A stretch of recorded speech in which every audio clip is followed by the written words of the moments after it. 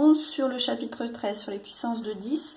Donc normalement vous avez vu des explications sur ce que c'est qu'une écriture scientifique. Je vous ai reproduit le tableau de numération. On n'oublie pas, la virgule est ici.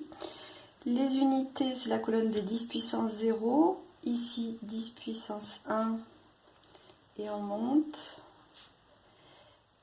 Et les dixièmes, c'est 10 puissance moins 1 et on descend à 10 puissance moins 2, 10 puissance moins 3, 10 puissance moins 4. Donc si on range le nombre qui est ici et qu'on cherche son écriture scientifique, hein, ce que je vous ai dit, c'est qu'on essaye d'avoir un seul chiffre avant la virgule autre que 0. Ça veut dire que déjà le départ s'écrit comme ceci. Et ce nouveau chiffre des unités est rangé dans la colonne des 10 puissance 3. Donc c'est fois 10 puissance 3. Ça, c'est l'écriture scientifique. Alors, un nombre décimal est en écriture scientifique lorsqu'il est sous la forme a fois 10 puissance p, avec petit a qui est un nombre relatif, avec un seul chiffre avant la virgule autre que 0, et p est un entier relatif.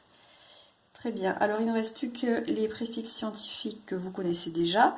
Le kilo, hein, le kilogramme, ça veut dire 1000 grammes, donc c'est 10 puissance 3. Méga aussi, vous le connaissez, hein, les mégaoctets, les gigaoctets, les téraoctets. Donc méga, ça veut dire 10 puissance 6, 1 million. Giga, ça veut dire 10 puissance 9, 1 milliard.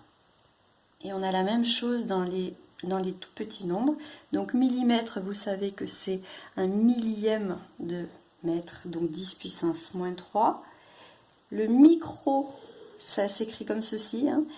C'est un mu, ça s'appelle, et c'est du 10 puissance moins 6, donc 1 millionième, et le nano, c'est 10 puissance moins 9, donc 1 milliardième.